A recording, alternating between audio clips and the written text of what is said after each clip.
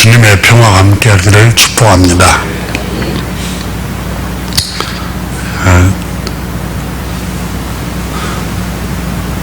셰익스피어 작품 중에 오셀로라는 작품, 사막의 아이고라는 인물을 통해서 작가는 인간의 죄성 그리고 타락한 본능, 본성이 얼마나 사악한지를 보여주고 있습니다. 그 아이고라는 인물을 통해서 사람을 시기하고 또 그 사람 마음을 자꾸 부추겨서 실수하게 만들고 또 함께 경쟁한 카시오라는 그 친구를 습관을 파악을 해서 술을 좋아하는 줄 알고 술을 먹여서 술 취하게 만들고 그래서 이제 난동을 부리도록 자꾸 유도를 해갑니다. 그래서 결국은 오셀로 장군 부관에서 파면을 당하도록 유도를 합니다. 또 이 오셀로 장군에게는 자기 부인이 외도한다고 이렇게 거짓으로 모함을 꾸며서 마침내는 오셀로 장군이 자기 아내를 의심을 하게 합니다. 그래서 마침내는 목졸라 살해를 하죠. 오셀로는 나중에 이것이 이 아이고라는 인물을 통해서 오해를 만들고 또 없는 말을 지어내게 해서 결국은 수많은 사람들을 위험에 빠뜨렸다는 사실을 알고 죄 없는 자신의 아내를 살해한 것에 죄책감에 못 이겨 그 슬픔을 못 이겨 스스로 자살을 해버리죠. 이 정말 비극적인 작품입니다. 그 사막에 1막, 2막, 3막, 산막 지나 사막에 나오는 아이고라는 인물이 내뱉는 말이 있습니다. 그 한 구절을 제가 소개하자면 아이고라는 인물이 이렇게 말합니다. 내 약이 드디어 약효를 바라는구나. 남의 말을 쉽게 믿는 이 바보들, 이렇게 무너지고 수많은 경숙한 귀부인들은 또 아무런 죄 없이 이런 식으로 치욕을 당하고 쓰러지는 개야. 장군님, 오셀로 장군님, 정신을 차리시라니까요. 그러니까 똑바로 분별을 못하고 아내를 살해하고 자기 부관을 파문을 시켜버리고 이렇게 남의 말을 쉽게 믿는 바보들이라고 이렇게 비아냥거리는 이 대사를 셰익스피어라는 이 작가가 이 세상을 살아가면서 너무 남의 말을 쉽게 믿으면 낭패를 본다는 걸 지적을 합니다. 그리고 그의 작품 리어 왕에서도 간사한 에드먼드라는 인물을 통해서 이렇게 말합니다. 남을 잘 믿는 우리 아버지를 비아냥거립니다.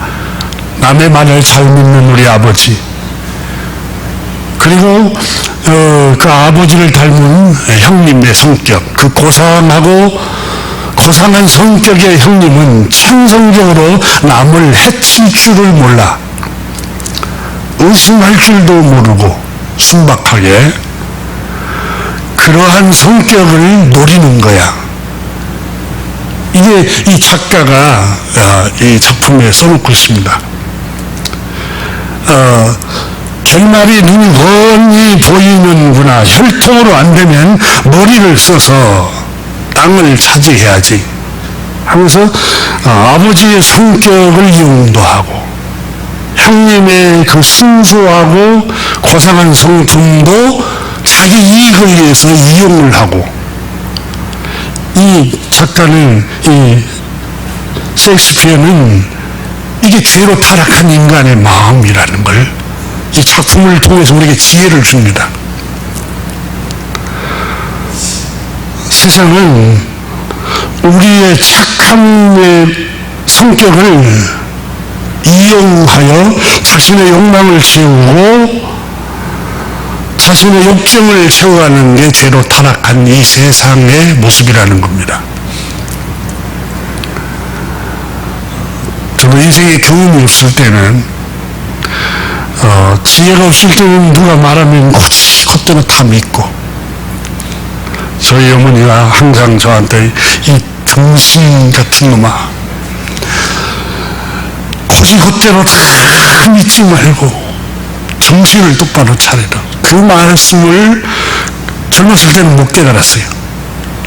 그런데 작품을 읽으면서 또 이렇게 세상을 살아오면서 이 실패를 통해서 수많은 사람들한테 또 속임을 당하면서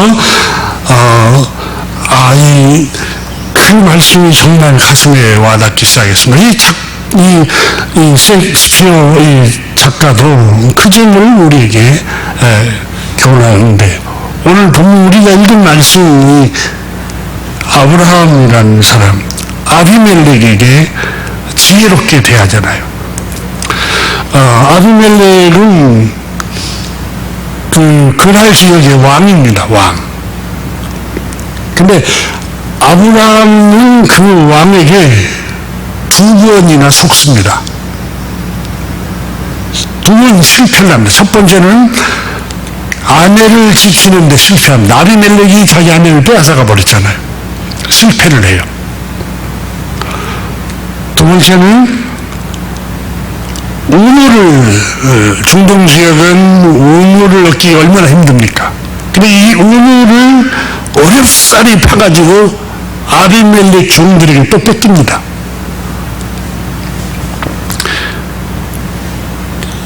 자, 이렇게 아브라함은 이 아비멜렉에게 속고 또 빼앗기고, 쉽게 말하면 아비멜렉에게 가정을 지키는데 또 경제적으로 경제를 지키는데 실패를 해요. 그리고 정신을 바짝 차립니다. 오늘 본 말씀에 아비멜렉이 군대 장관 비골과 함께 아브라함을 찾아왔습니다. 22절을 한번 보십시오. 그때에 아비멜렉과 그 군대 장관 비골이 아브라함에게 말하여 이르되, 찾아와서 말하기를, 내가 무슨 일을 하든지 하나님이 너와 함께 계시도다. 얼마나 따뜻하고 친절하고 또 축복의 말을 합니까? 그렇지만 아브라함은 그 말에 속지 않습니다. 올바로 분별합니다. 실패가 아브라함으로 하여금 올바로 분별하게 지혜를 가져다 주었습니다. 오늘 본문이 주는 교훈 가운데 첫 번째 함께 나누려고 하는 말씀은 올바로 똑바로 분별을 하라고 이 본문 말씀을 합니다. 사람은 겉모습, 표면적인 모습 때문에 눈이 가립니다. 그래서 어두워지기 쉽고 분별을 잘 못하는 경우가 있습니다.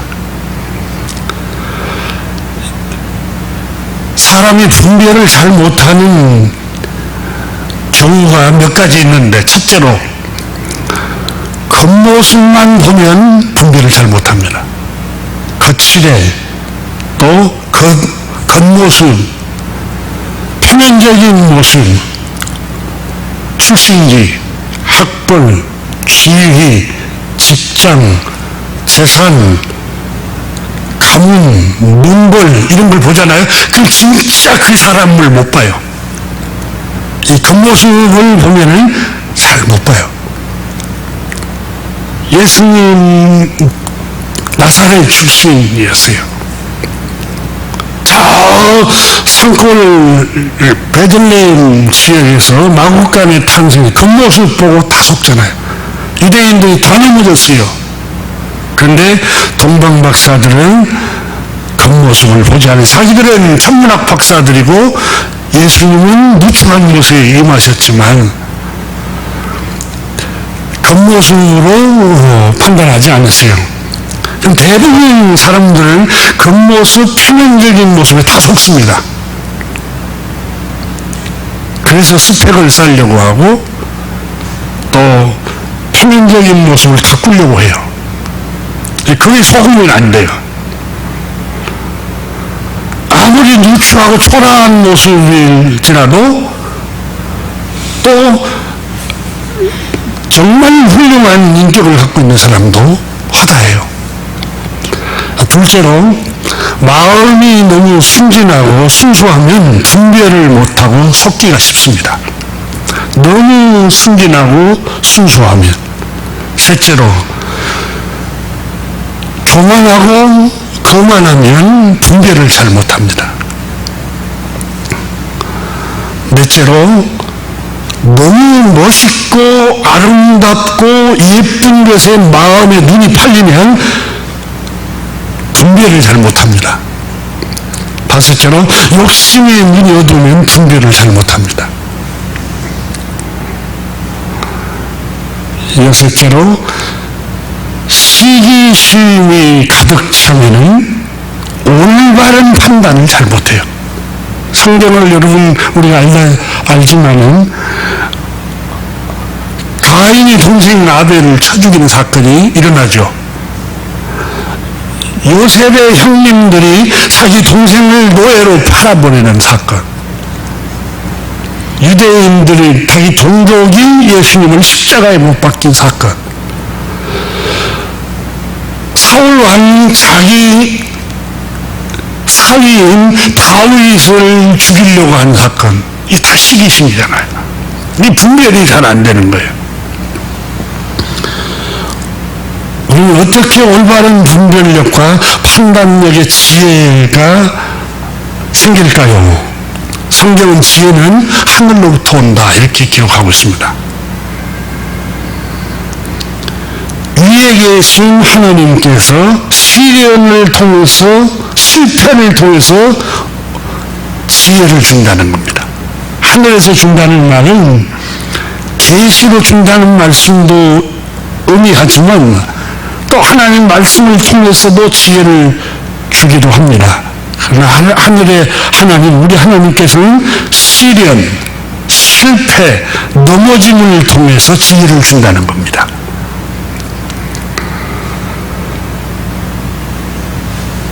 아브라함도 아비멜렉이라는 사람에게 2번 실패를 하잖아요.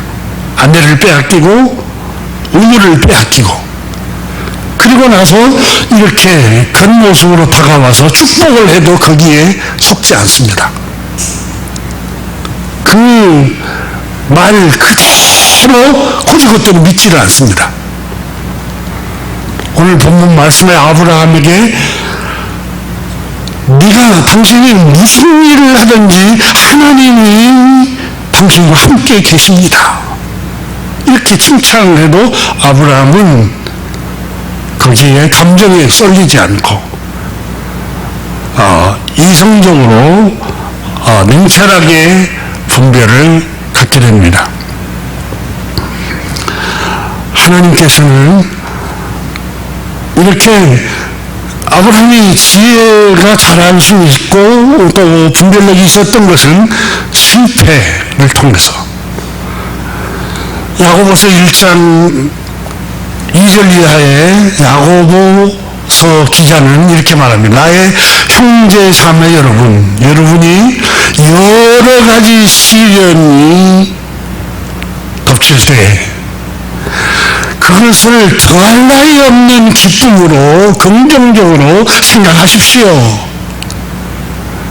왜냐하면 이 믿음의 시련이 인내라는 성품을 낳고 오래 오래 참고 끝까지 인내하십시오.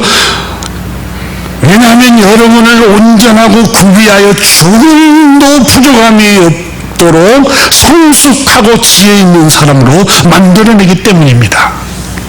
시련은 지혜를 만들어냅니다.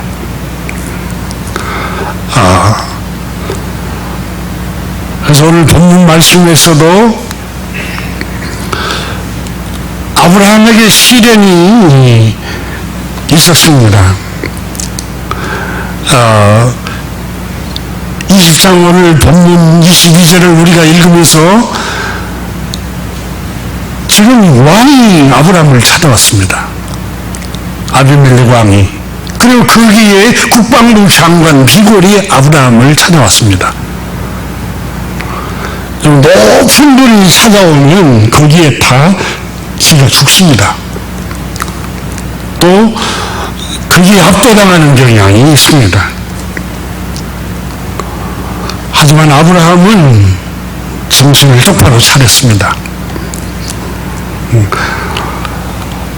자, 아브라함은 분별을 했습니다. 아비멜렉이라는 사람, 탐욕이 가득한 사람, 속임수에 넘는 사람, 나를 아무리 축복을 하고 귀에 듣기 좋은 말을 하고 칭찬을 해도 그 말 그대로 고지 듣지 않습니다. 이게 필요합니다. 우리뿐만 아니라 여러분 자녀들에게 가르치고 양육할 때도 교훈해야 됩니다.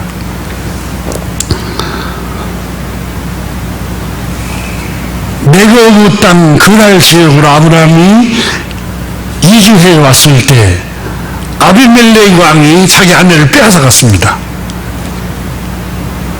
그리고 큰 재앙이 하나님의 천사가 아비멜렉의 꿈에게 나타나서 너 남의 아내를 취하려고 하는데 남의 아내를 취하면 너도 죽이고 너의 가족을 죽이겠다.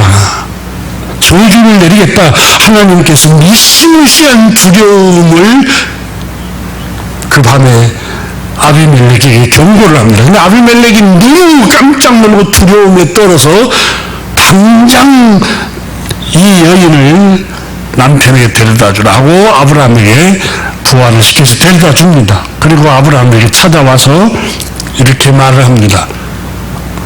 어젯밤에 창조주 하나님이 천사를 보내셔서 나를 죽이고 우리 가족을 죽이겠다고 말씀하시고 재앙을 저주를 내리겠다고 하는데 하마터면 너 때문에 아브라함 너 때문에 내가 큰 죄를 범하여 저주를 받을 뻔했노라 이렇게 말을 합니다.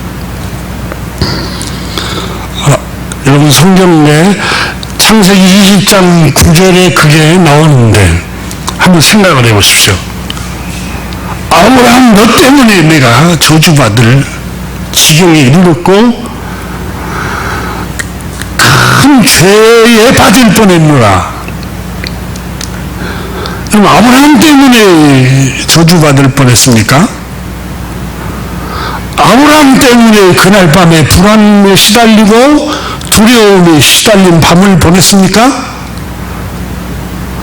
아브라함 때문에 자기 가족이 저주받을 큰 위기에 놓여 있었습니까? 절대 아닙니다. 아비멜렉의 자신의 악한 행실 때문에 그러잖아요. 그런데 아브라함 너 때문에 지금 내가 큰 저주받을 뻔했어. 이게 죄로 타락한 인간의 마음에 내재되어 있는 죄성입니다. 우리는 당신 때문에 내가 이렇게 불행해. 너희들 때문에 내가 불행하고 그 녀석 때문에 내가 이렇게 불행하게 사는 거야. 내가 이렇게 불안하고 불행한 이유는 그 환경 때문이야. 늘 환경을 탓하고 주변을 탓하고 이게 아비멜렉이 지금 아브라함 때문에 지금 위기가 당했고 저주를 받고 죽임의 위기에 놓여 있으니까 자신의 욕망, 욕심, 그 남의 아내를 취하려고 하는 음심한 음탕한 마음, 그러니까 자기 마음의 죄의 욕심 때문에 일어난 일이잖아요. 근데 왜 아브라함을 탓해요? 성경을 읽으면서 참으로 기가 막힌 일이다. 이게 우리들의 모습이구나. 이게 아비멜렉의 모습이 아니라 내 모습이고 성경은 거울이라고 그랬잖아요.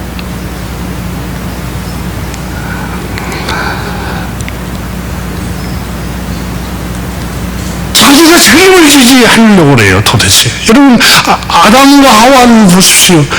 저 여인 때문에 내가 죄를 지었습니다. 너 왜 그랬니? 저 뱀 때문에 내가 저런 환경만 아니었으면 내가 그런 유혹을 안 받았습니다. 이렇게 하잖아요. 그러니까 자기를 돌아볼 생각을 안 해요. 아무도 자기를 돌아볼 생각을 안 해요, 도대체.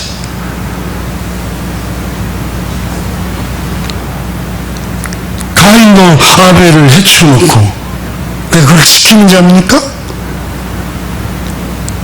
큰 녀석 때문에 내가 이렇게 불편한데 마음이? 자기 마음을 못 다스려서 그러잖아요. 야고보서 1장 13절에 시험을 당할 때 아무도 내가 하나님께 시험당한다고 말하지 마십시오.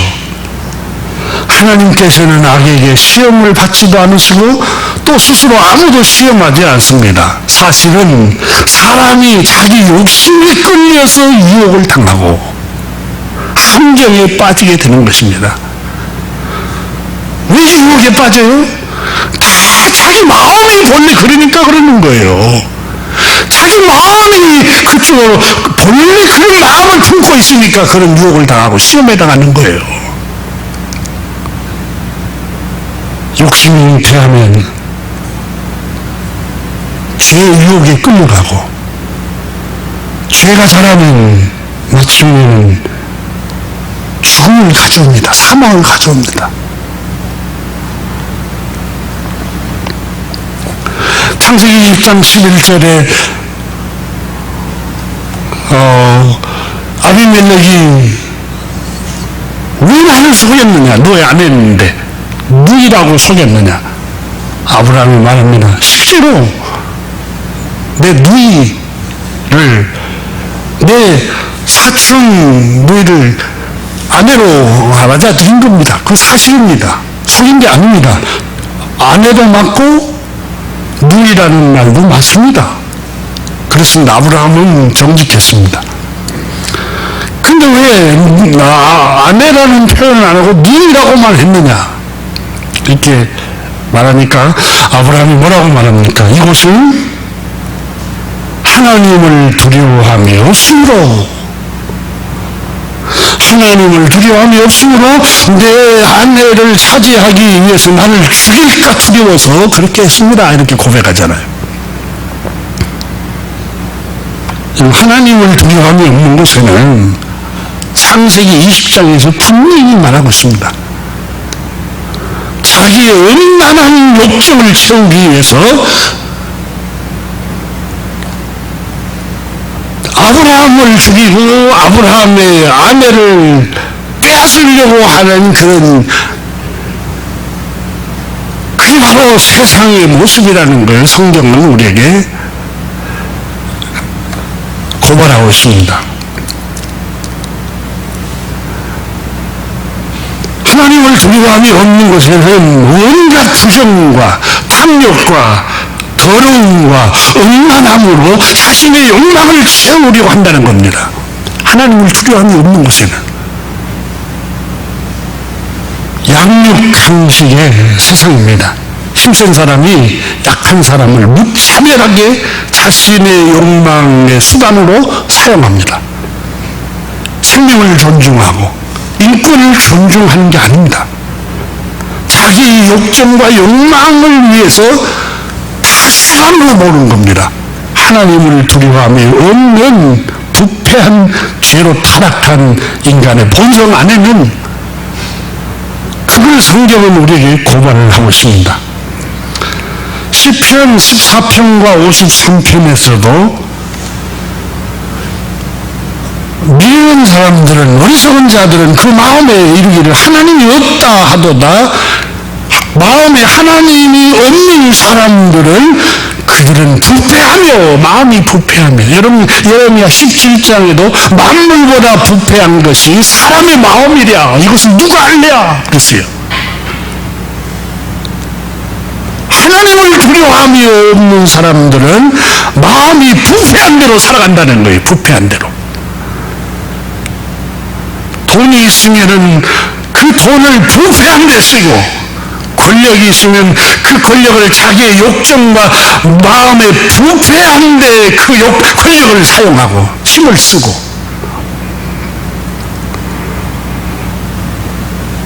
가증하여 겉과 속이 다르다는 거야. 진실함이 없어요. 찬송가에 나오는 것처럼 세상 사람 거짓되나 예수 진실하도다. 세상은 하나님을 마음에 두려워함이 없으면 거짓됩니다. 거짓돼요. 하나님이 하늘에서 인생을 구부려 살피사 지각이 있는 자, 깨어있는 자, 하나님을 찾는 자가 있는가 보려 한즉, 하나님을 두려워하는 사람이 있는가 보려 한즉 각기 물러가 함께 더러운 자가 되고 선을 행하는 자가 없으니라고 기록합니다. 죄악을 행하는 자는 무지하냐, 그들이 떡 먹듯이 내 백성을 먹으면서. 이 악인들이 백성들을 떡을 먹듯이 수단과 방법으로 사용한다는 거예요. 하나님을 두려움이 없는 것.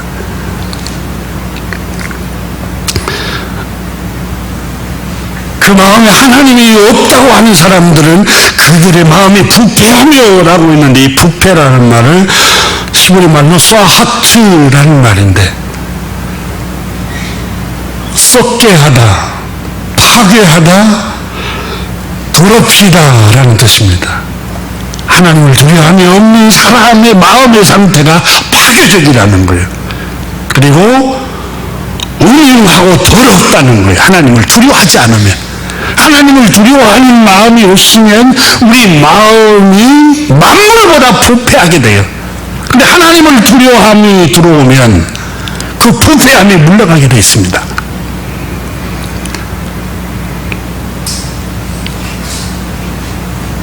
시편 10편에도 악인이 누구입니까? 하나님을 두려움이 없는 사람이 악인입니다. 이렇게 기록하고 있습니다. 여러분 성경에 여호와를 경외하는 자, 이게 하나님을 두려워하는 자 원문에 그렇게 기록되어 있습니다. 경외라는 말은 우리가 우러만 보는 그런 단순한 개념이 아닙니다. 하나님을 두려워하는 마음, 이게 경외라는 말입니다. 하나님을 두려워하는 마음이 없는 사람들의 결말과 만물보다 부패한 상태가 어떤 모습입니까? 바울 선생은 로마에 보낸 편지에서, 로마서 1장에서 하나님을 영화롭게 하지도 않고 하나님을 예배하지도 않고 하나님을 두려워하지 않는 그 사람들의 마음의 상태가 얼마나 부패한가를 로마서 1장에서 장황하게 기록하고 있지 않습니까? 하나님을 두려워하는 마음은, 여러분 바다에 염기가 여러분 3% 내외, 이 염분 때문에 바닷물이 썩지 않잖아요. 하나님을 두려워하는 마음이 우리 마음을 썩지 않게 만드는데 왜 너 이렇게 속였느냐, 속이지 않았습니다. 아비멜렉이. 하나님을 두려워하는 마음이 없기 때문에, 이 하나님을 두려워하는 마음이 없는 이 지역은 무섭고 두렵고 위험한 일을 행하기 때문에 내가 경계한 겁니다. 이렇게 고백했던 겁니다. 하나님을 두려워하는 마음이 없으면 내 마음부터 썩습니다. 부패합니다. 더러워집니다. 만물보다 더 쓰레기 더미가 되어버립니다. 그래서 베드로 사도는 하나님을 두려워하는 그 경건함이 너의 영혼을 정결한 대로 인도한다 그랬어요. 너의 마음과 너의 영혼을 부패로부터 막아주고 경건한 생활을 하게 만들고 이 세상의 오물로부터 너를 보호하는 게 경건이라고 그랬습니다. 하나님을 두려워하는 마음이라고 그랬어요.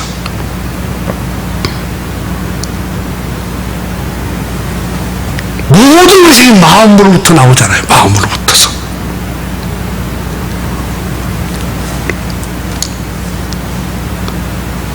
아비멜렉은 사라를 빼앗아갔던 적이 있었습니다. 20장에서.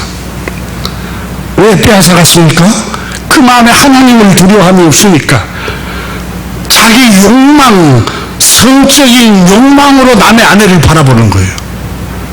얼마나 부패한 마음입니까? 그래서 빼앗아가버립니다. 그 사람의 상처, 그 남편의 고통, 괴로움 아랑곳하지 않아요. 오로지 자기의 욕망만 채우고 자기 감정만 채우기 위해서. 이게 주님을 두려워함이 없는 사람들의 모습입니다. 교회를 안 다니는 사람이 그런 게 아니에요. 교회를 다니고 목회 일을 하고 장로, 권사 직분을 맡고 안수집사 직분을 맡아도 하나님을 경외하는 마음이 없으면은 여러분 이런 부패한 마음으로 다 썩어버리고 말아요. 왜 우리가 하나님을 예배하고 두려워하고 경외하는 게 복이라고 말씀할까요? 하나님을 경외함이 너에게 복이라 성경이 그렇게 말씀하시지 않습니까? 하나님을 경외할 때 내 마음, 내 영혼이 보호되기 때문에 그렇습니다. 하나님을 경외하는 그 마음이 내 마음을 안전하게 하고 내 영혼을 안전하게 합니다.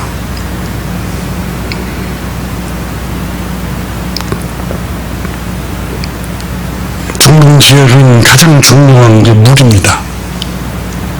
지금은 여러분 지하수 개발이 과학적으로 발달해서 우리나라에서 다른 지역에까지 다 개발도상국이 뚫어주기도 하는데 그때 고대 시대에는 자연적인 우물이 없으면 속수무책으로 물을 마시지 못하고 가뭄에 죽어요. 중동 지역은 샘이 흐르는 그 지름길을 발견하기가 힘들어서 그때 당시는 기계도 없고 아브라함이 종들과 함께 가족이 그랄 지역에 이주해가지고 이제 우물을 발견하기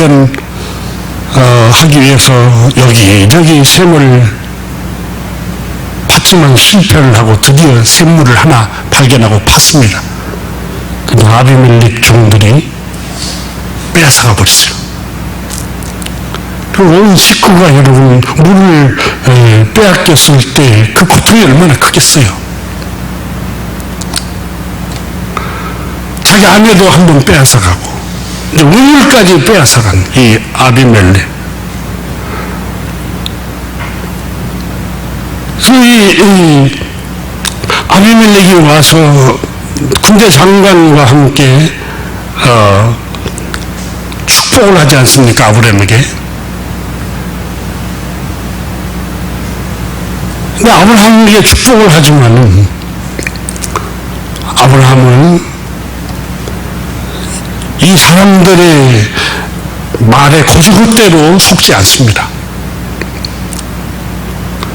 오히려 당신이 옛날에는 아내를 빼앗더니 이제는 우물까지 당신이 종들이 우물까지 탈취해 갔습니다. 이렇게 말하잖아요. 오늘 성경에 25절을 한번 보십시오. 아비멜렉의 종들이 아브라함의 우물을 빼앗은 일에 관하여 아브라함이 아비멜렉을 책망하며 이렇게 말하고 있습니다. 무슨 얘기입니까, 여러분?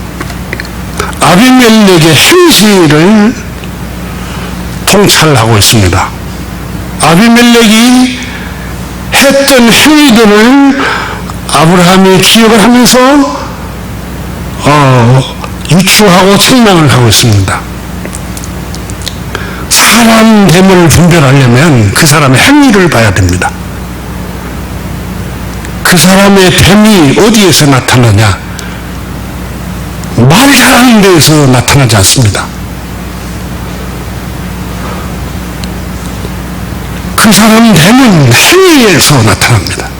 그 사람의 인격은 행위에서 나타납니다. 옷차림이 아닙니다. 겉지레가 아닙니다. 지위도 아닙니다. 명예도 아니고 학벌도 아니고 문벌도 아닙니다. 가문도 아닙니다. 그 사람 됨을 어떻게 알 수 있습니까? 행실을 보면 알 수 있습니다. 그 사람의 삶의 궤적을 돌아보면 그 사람이 어떤 위인이고 어떤 사람의 불의인지를 알 수 있는 겁니다.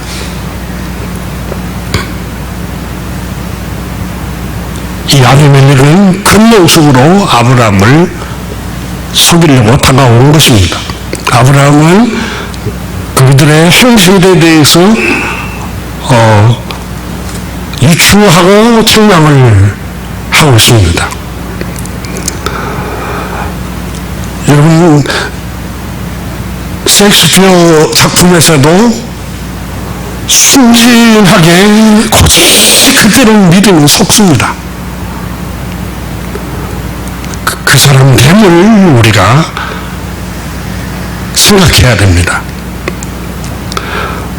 너무 많은 사람들이 착해서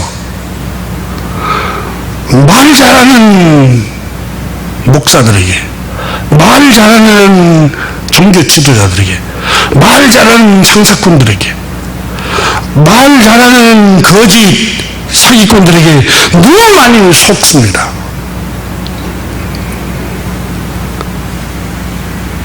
주님께서는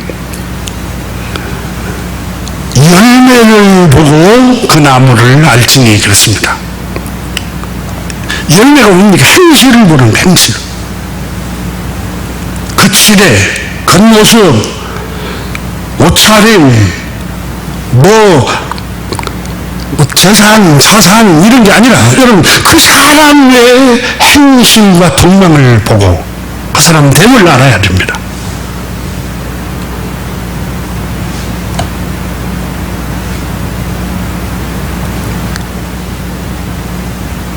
사람을 안다는 게 참 힘듭니다. 우리 속담에도 그러잖아요. 10길 물속 알아도 한 길 사람 속 알기가 힘들다. 왜 그렇습니까? 첫째는 사람 마음은 바닷물결 같아서 자주 출렁거립니다. 그러잖아요. 감정이 자꾸 출렁거리고 생각이 출렁거리고 바뀌니까. 분명히 그때는 이렇게 말했는데 한 달 후에는 또 말이 바뀌고. 그게 인간의 연약함입니다. 인간이 약하기 때문에 자꾸 출렁거려요.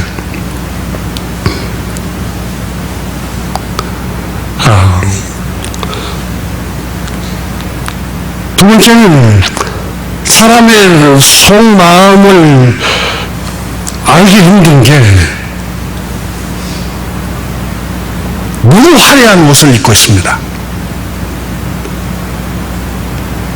지금 아비멜렉이 입은 옷이 어떤 옷입니까? 왕이라는 권력의 옷을 입고 있습니다. 그럼 군대 장관 비고를 같이 동반하고 있습니다. 그 세 번째는 너무 달콤한 얘기를, 칭찬과 축복의 말을 해주고 있습니다. 22절에서. 근데 거기에 압도당했더라면 아브라함은 분별을 못했을 것입니다.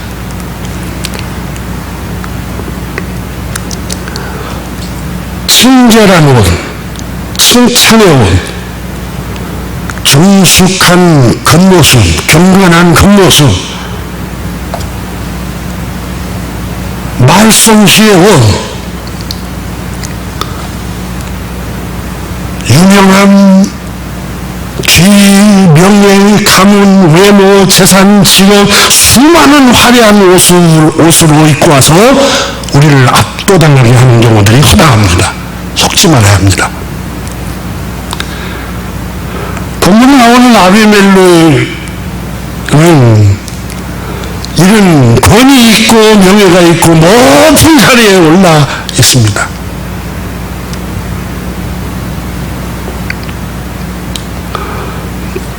저희 처갓집이 제주도인데 거기에 북제주권에 애월읍이라고 있습니다. 거기에 한번 매스컴에서 어마어마하게 거기 애월에 무슨 민박집 해가지고 탤런트 가가지고 거기 산다고. 근데 그쪽은 서쪽 저 지역에 동물을 많이 키웁니다. 엄청 동물, 돼지 농장도 많고 소 농장도 많고 거기에 악취가 많이 나는 곳입니다. 근데 그 화려한 유명한 사람이 거기 산다는 것 때문에 젊은이들이 거기가 진짜 좋은 줄 알고 다 속고, 정말 간사한 사람들은 그때 비싼 부동산을 거기 아무것도 분별을 못한 사람한테 다 넘기고 다 빠져나왔어요. 그걸 제가 보면서 너무너무 슬픈 생각이 들어요. 세상이.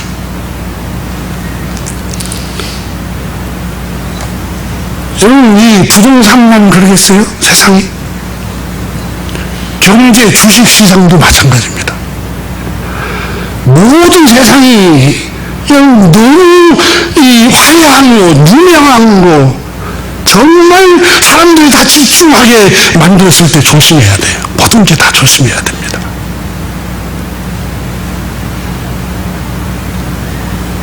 양육 강식이라는 말이 동물의 세계만 있는 게 아니에요. 우리가 살고 있는 세상이 그렇습니다. 그래서 우리는 지혜를 가져야 됩니다. 제가 대학 때 남이 가지 않는 길을 가라, 남이 가지 않는 그곳에 주목해라,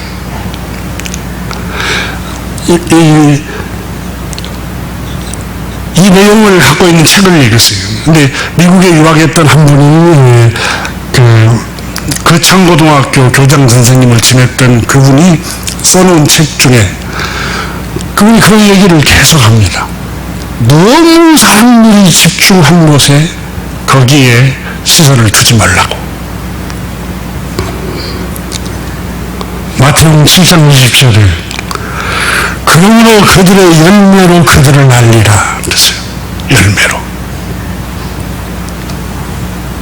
나무도 좋고 열매도 좋다든지 나무도 좋지 않고 열매도 좋지 않다든지 하나 그 열매로 나무를 아느니라.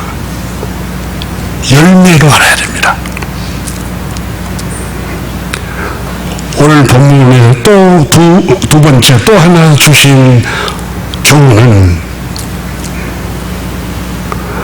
세상을 살면서 말로 어떤 중요한 약속을 그치지 말고 문서로 계약하라고 오늘 성경이 교훈합니다.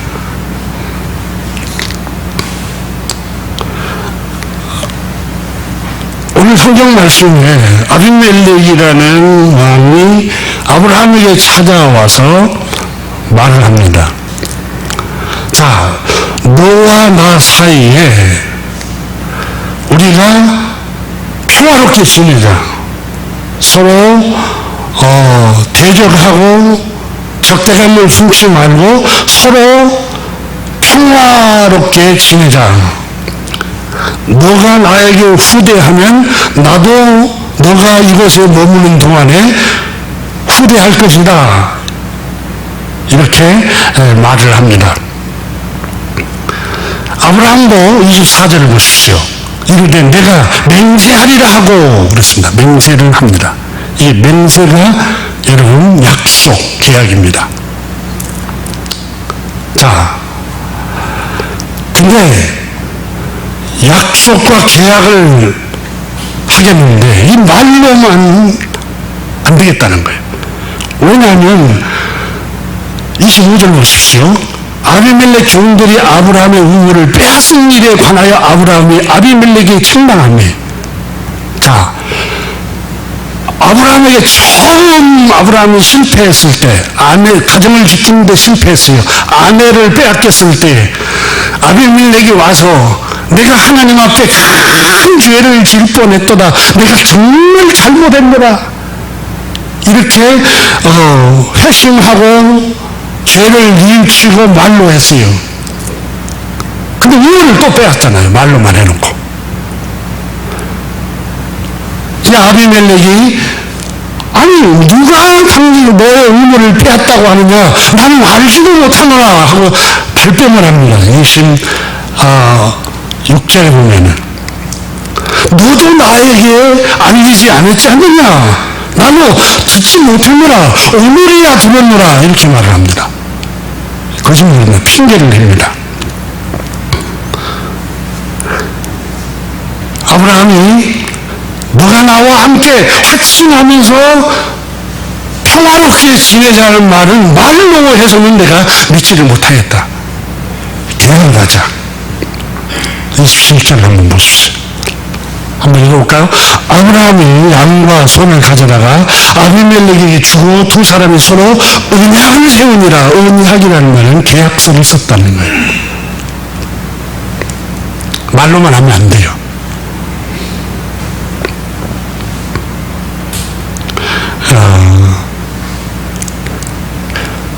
자, 그러면 다시는 우물을 빼앗지 말고 우리가 사랑하는데 우리를 괴롭히지 않을 것을 계약을 하자. 우리 그날 지역, 이 지역은 우리 땅이고 우리가 거주할 곳이라고, 이 우물까지 우리가 거주하고 먹을 수 있는 곳이라고 계약을 하자 하고 계약을 합니다. 그리고 대가를 지불합니다. 세 번째가 대가를 지불했다는 점이에요. 교훈이. 여러분, 대가를 지불하지 않잖아요. 그러면 사람은 반드시 마음에 섭섭함을 품고 또 마음에 감정을 품습니다. 반드시 대가를 지불해야 돼요. 한번 보십시오. 27절을 보겠습니다. 아브라함이 양과 소를 가져다가 아비멜렉에게 주고 두 사람이 서로 언약을 세우니라. 양과 소떼를 대가를 지불해요. 공짜로 얻는 게 위험합니다. 절대 공짜는 정말 위험한 거예요. 반드시 대가를 지불해야 됩니다.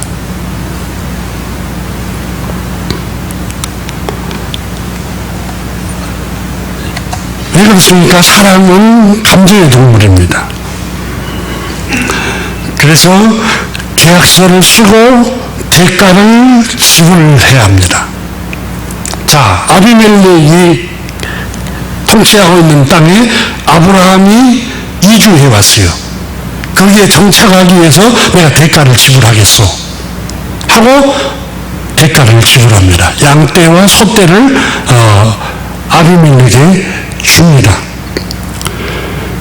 28절 보십시오. 아브라함이 7 암양 새끼를 따로 놓으니 아비멜렉이 아브라함에게 이르되 이 7 암양 새끼를 따로 놓으면 어찌느냐. 아브라함이 이르되 너는 내 손에서 이 암양 새끼 7을 받아 내가 이 인을 판 증거를 삼으라 하고 두 사람이 거기서 서로 맹세함으로 그곳을 부엘 세바라 이름하였더라. 암양 새끼를 많이 낳을 수 있는 양이잖아요. 그 7을 따로 떼어서 이 아비멜렉 왕에게 대가를 지불합니다. 자, 아비멜렉은 음식을 먹고 살 수 있도록 빼앗지 않도록 아브라함에게 이익이 되도록 해주고, 아브라함은 양을 아비멜렉에게 암양을 주어서 암양이 점점 새끼를 많이 낳아서 많이 생산할 수 있는 암양을 대가를 지불합니다. 이게 바로 윈윈입니다. 너에게도 이익이 되고 나에게도 이익이 되고, 너에게도 섭섭하지 않고 나에게도 섭섭하지 않고, 너무 일방적으로 내가 손해 안 보고 나는 손해 안 봤어. 내가 이익을 너무 많이 봐서 너무 기분 좋아. 절대 기분 좋을 일이 아닙니다. 상대방은 안심을 품습니다. 반드시 그 사람이 충분한 대가를 내가 받았어. 또 나도 충분하게 나에게도 이익이 돼. 이렇게 서로에게 유익이 되도록 하라는 거예요. 인간관계가 마찬가지예요. 교우 여러분, 가정에서나 부부관계나 형제관계나 또 우리가 직장생활을 하거나 부모와 자식 간에도 여러분, 일반적으로 너는 마땅히 이렇게 해야 돼, 이렇게 여러분 수액적으로 하면 안 됩니다. 어쩔 수 없이 그 권위에 눌려서 할 수는 있지만 마음의 원망을 사게 됩니다. 앙심을 품게 됩니다. 그러므로 오늘 성경은 아브라함이 우리에게 주는 지혜입니다. 너에게 충분한 보상을 하고 이익이 되게 하고, 그렇지만 나에게도 충분한 이익이 되게 하고 보상을 되게 하는 거예요. 이게 여러분 장사의 원리입니다. 나만 이익을 많이 보려고 하잖아요. 그 사업은 오래 못 갑니다. 절대 오래 못 갑니다. 그 장사는 오래 못 갑니다. 그런 인간관계는 금방 파괴됩니다.